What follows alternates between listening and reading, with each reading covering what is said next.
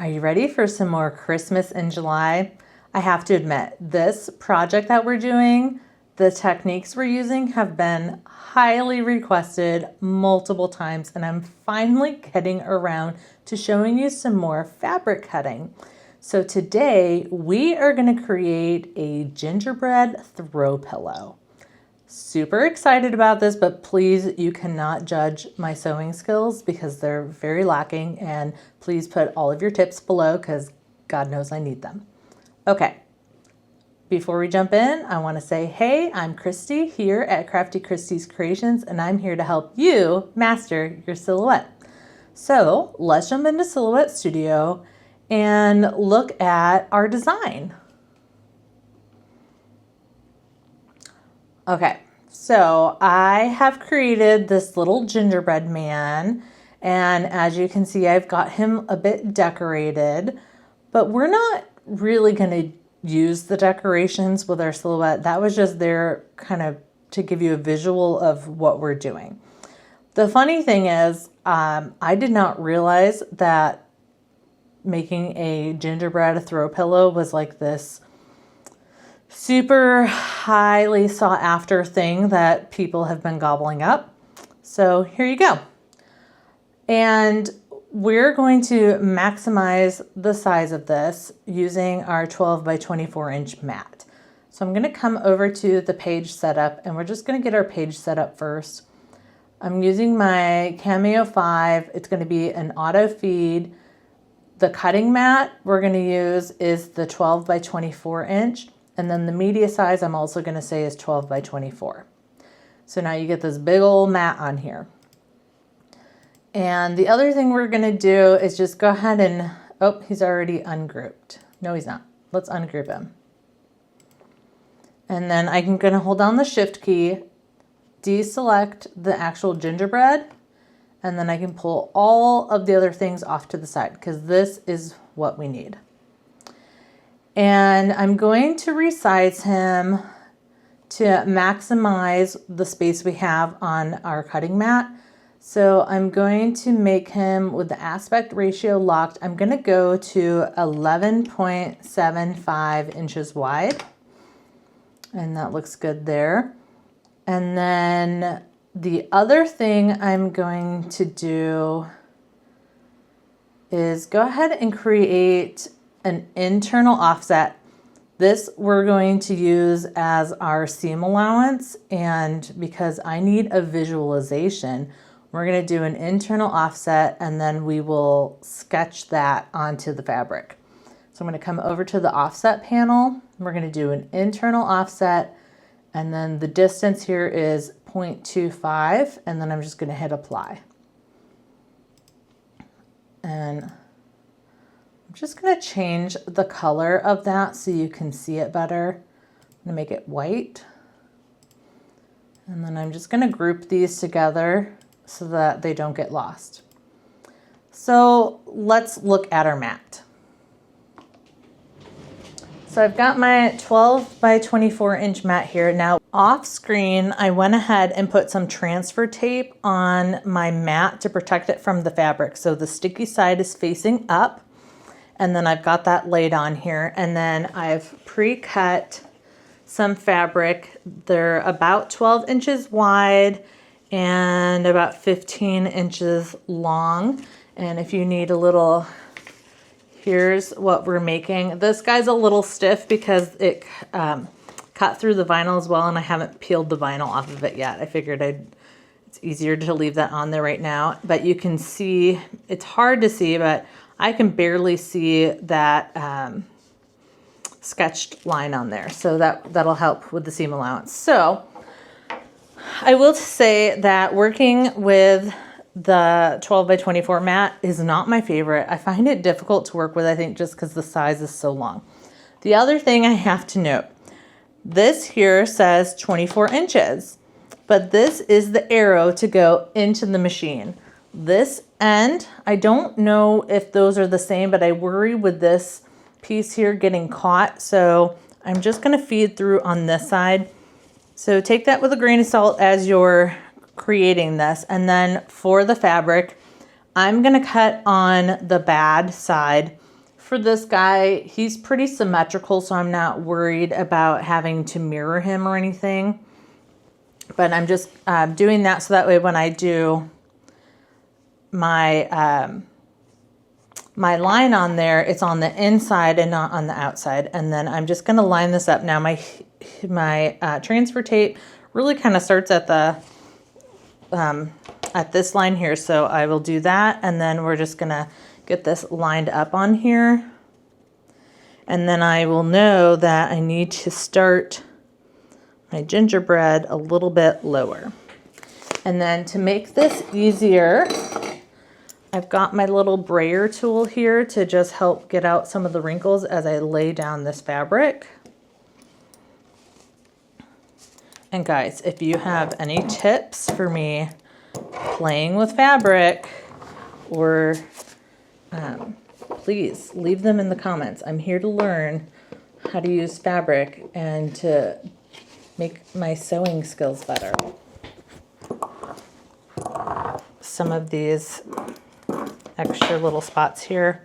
And I tell you, the first time for the first piece, I probably lifted this and put it back down 5 or 6 times. So don't be surprised if you have to do this a lot. And you may find that it's easier to do this with your hand than with a brayer. If I had a larger brayer, it would probably be a little bit easier.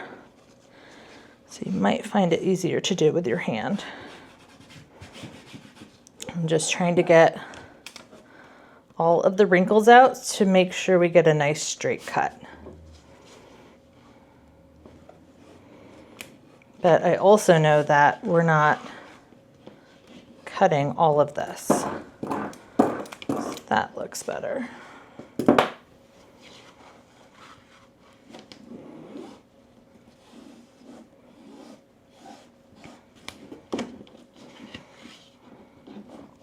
That is as good as it's gonna get.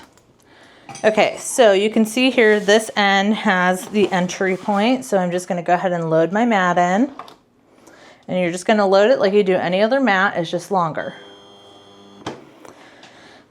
And then I'm gonna do the drawing first. So I have the pen holder here, and this is the one that's made, what is this, the Type C holder that is made for the Cameo 5 and the Curio 2, the newer machines. So I've gone ahead and put that all together, and this goes into carriage 2. So we'll just get this loaded into carriage 2, and then this is just a fabric pencil, and I'm using the smallest adapter in there to hold it in place. I find this one a little bit difficult to get into place. Okay, so we have that on there. Let's go back to Silhouette Studio and get everything set up. Okie dokie. Let's see, we've got all that set up. Let's come over to our send panel. And I'm gonna go standard. And then the thing you wanna make sure is that you can see here now we're in tool holder 1 when the tab is blue. So we're gonna come over to tool holder 2. It's fine that it thinks that this is cardstock. It's not a big deal. Force of 7. I'm gonna go ahead and turn that up a little bit to 10 and see if that doesn't give me more pressure on there. And then the other thing we need to do is I'm going to select rubber band, select both of those, and then say use tool number 2 for the selected lines. So your lines have to be blue so you know you're using tool holder 2. And then for this outline, I'm going to hit ignore. So, oh, it ignored everything, didn't it? I want this inside line. Nope. Oh, because they're grouped together. Ungroup. There we go. We don't need to make any more movements on here. We've already resized it, and it's fine to come down about 1 inch. Actually, let's drop that a little bit lower. I'm just gonna grab both of those, bring that down, and then I'm just going to align those centered.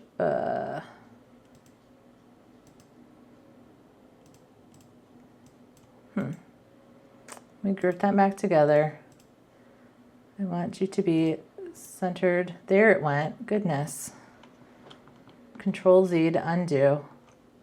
Now it's centered. Okay, I'm gonna ungroup. Come back to my sun panel. I wanted to scoot that down a little bit more just because I knew that my transfer tape starts kind of at that 1 inch mark. So that helps that. All right, so back to what we were doing. I'm gonna try to grab that inside line, which is very hard to grab. I feel like it's easier to do it that way. Grab the outside line and hit ignore. Okay, whew. Finally, we're going to sketch just this inside line. And I like all of those settings there. Everything else looks good. And then I'm just gonna hit send. It's gonna give you a reminder, and then we can just send that to the machine. Hopefully that extra bit of force is gonna make this a little bit easier to read. But it may just be the way that this pencil, I just sharpened it with my scissors instead of going to get a pencil sharpener.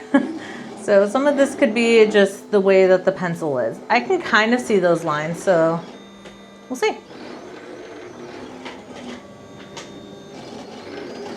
It's very faint. What I think, it's just so faint, and there's a lot of spots that I can't really see it. So here's what I'm gonna do. I'm gonna take this out of here. And I can tell that like there's a good point on there. There's no reason for that. So what I'm gonna do, let's just do another pass. And I might turn that force up a little bit more. So right now I'm at a force of 10. Let's go to 12, and then I'm gonna send this again. So we're just doing that inside line again, and I just wanted to sketch that a little bit better to make sure I can really see it. Because for me, that line is gonna be very important. So I'll be back when it's done sketching. Okay, it's all done. I ended up doing 3 passes. This side here is really difficult to read. So we have to switch tools anyways, but what I'm gonna do before I pull this out of here or let it cut is I'm just gonna try to come in here and see if I can't trace those lines a little bit better. And I really think that this is just, I should have sharpened this the right way instead of me just not doing it the right way. But at least now I have lines on here to follow. So let me also just show you how I put this all together. This is for the pen holder too. This piece goes in here, and then on the bottom of it, there's a clear piece, and I don't know what I've done with it, but that holds that in place. And then you slide this guy on it. This has the grippers. You can decide to do it this way or this way, depending on if this is for calligraphy or how you're doing it will determine which way this needs to go. But you just slide this on, and then you slide this into the stopper, and then you just twist that down. And then this piece here, again, depending on if you're using a calligraphy pen, will determine where this fits on here. But for this, I just slid this on the top, and that just put that together a lot easier for me. So that is how you use that.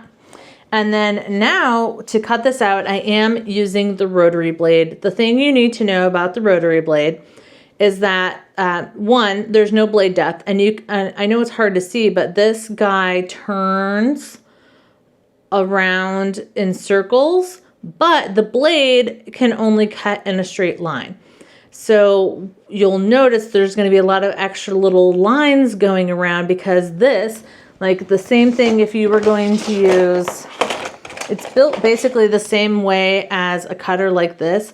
It's meant to only cut straight lines. So if you wanted to go cut this around a curve, it doesn't really do that very well, which is why it has all these extra loops for it to cut around so that it can turn and get in the right direction to cut on your lines. And then the other thing I want to mention about this, the bottom piece here will twist on here. And when you're not using it, you should twist this down pretty far.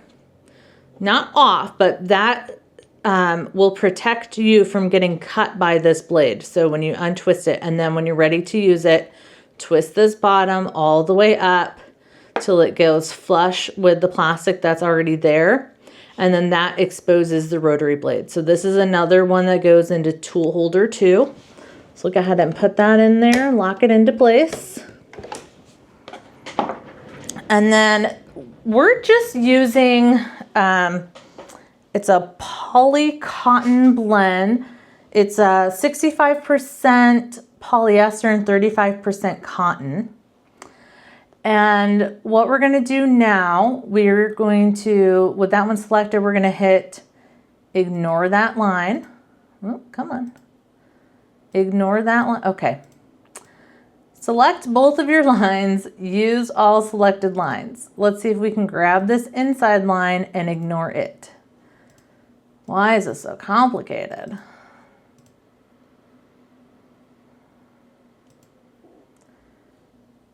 Oh, actually, we're just gonna say use outline. There we go. Use the outline of selection, and then that will only grab that outline, and that's what we're gonna do.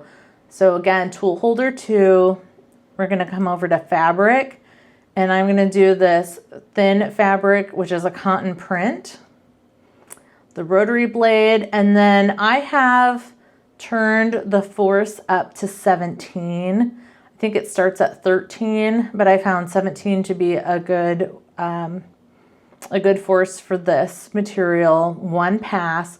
The speed I'm gonna leave at 1. It needs time to do its thing. But you see these extra pieces on here? This is where the blade is gonna do its turning around, so that way it can go the right direction to get us a nice smooth cut. So everything's loaded in the machine. We've got all of our settings here, and we're just gonna hit send. It's gonna tell you you're ready, and then we can go ahead and send it. And then it's just gonna come in. It always does like a little test in the corner, and then it'll come in and start cutting your project. But you can see it kind of already did some of those little up and downs right there. And then it's just gonna go nice and slow and get that cut out.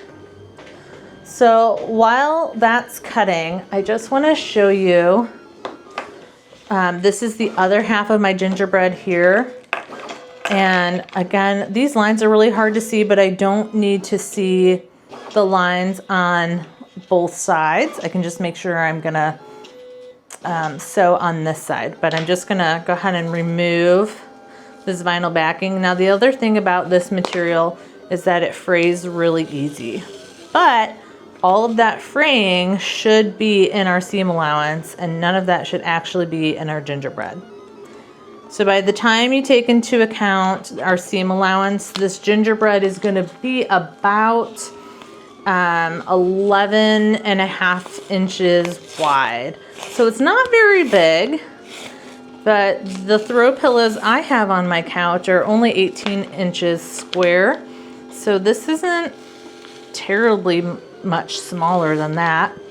And unless you have the Pro, you are restricted to a 12-inch width. If you wanted to get around that, what I would suggest doing is cutting a template out of cardstock, and then you can just tape the 2 pieces of cardstock together and then just trace it by hand and make yourself a larger gingerbread. So I ended up putting a fresh piece of vinyl down because it stuck so well to my fabric. So piece of vinyl, not vinyl, a piece of transfer tape under each piece here. So it is almost done, and it looks like my my cut was not quite exactly, because I had unloaded the mat and reloaded.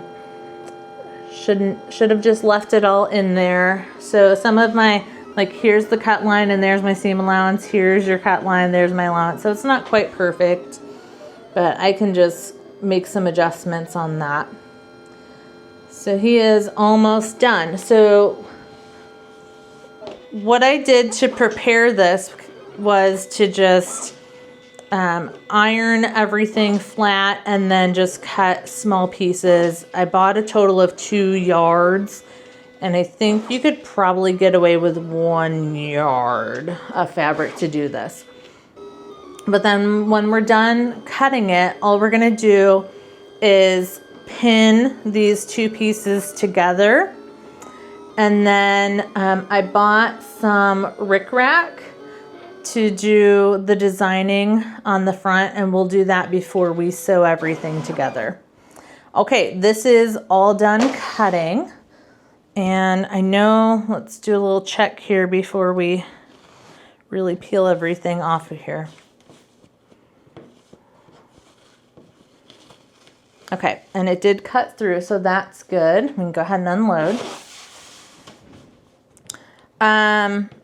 So you want to decide which slice is going to be the front and which is going to be the back.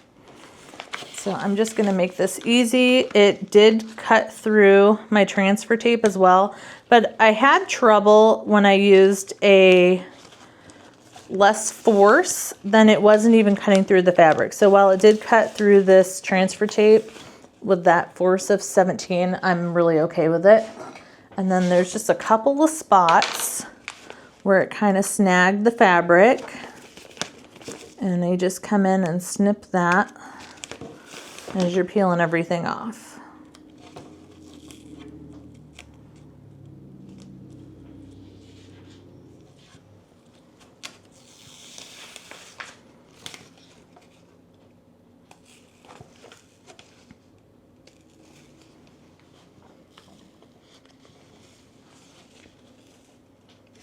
Boy.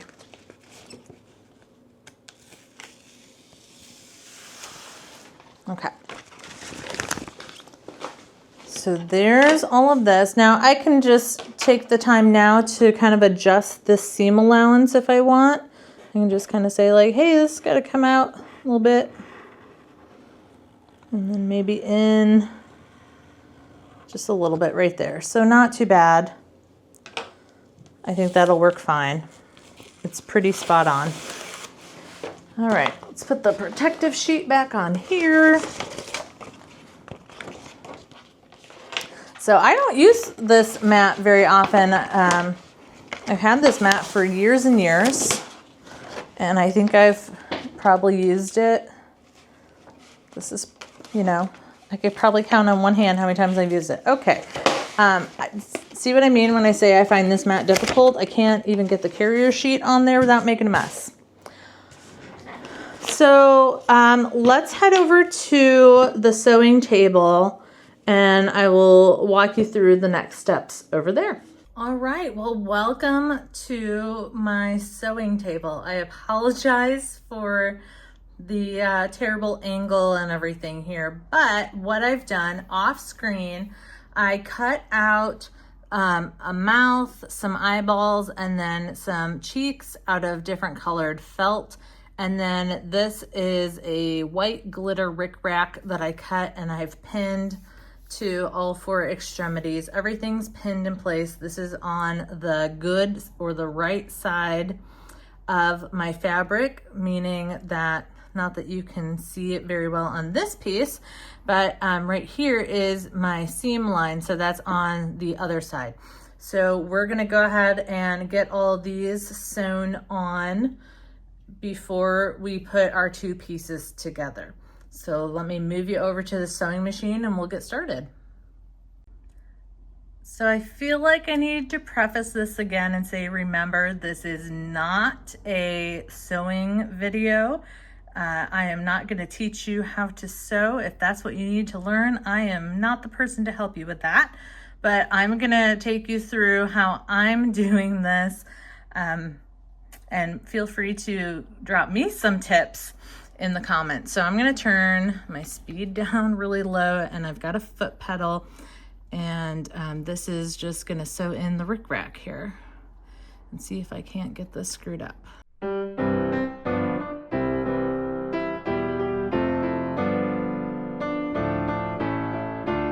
Alrighty, I got everything sewn on there, and as you very well saw, not an expert at this, but you know, I'm actually pretty happy with it. The only thing I probably should have done was gone through and taken the time to change out the thread to pink when I did the cheeks, because you can see those white sew lines on there, but thankfully they're pretty darn straight, and from far away you won't notice them.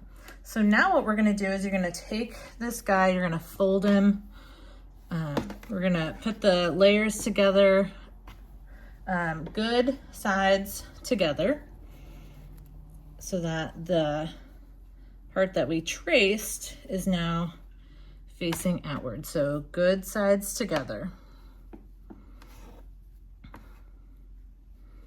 And then we'll go ahead and pin this down, and then we'll sew right on our seam allowance. So let me get this pinned up and we'll get to sewing. So I've got my gingerbread man kind of all pinned together. The other thing I want to mention is that you want to leave a section where you, when we're done, that you can go ahead and put the stuffing in. So this section right here, I'm gonna leave open. So to remember to do that, I'm going to start sewing down here at this part and then go all the way around, and then remember when I hit the next pin, which is up here, to kind of stop and then leave that gap, so that way when we flip it, I have an area to stuff, and then I can stitch that closed later. So let me go ahead and get sewing. This, you're gonna sew this just right along that line that we drew, and then we're doing just a basic stitch.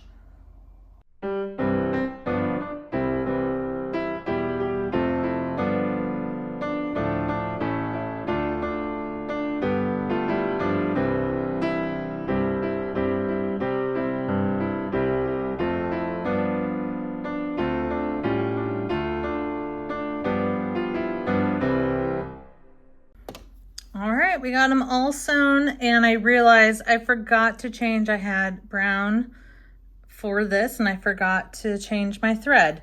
So change your thread so that you don't see it, but hopefully it won't be too bad. And then here's the section that I left open, and then I did do reinforcement stitches on both sides of it.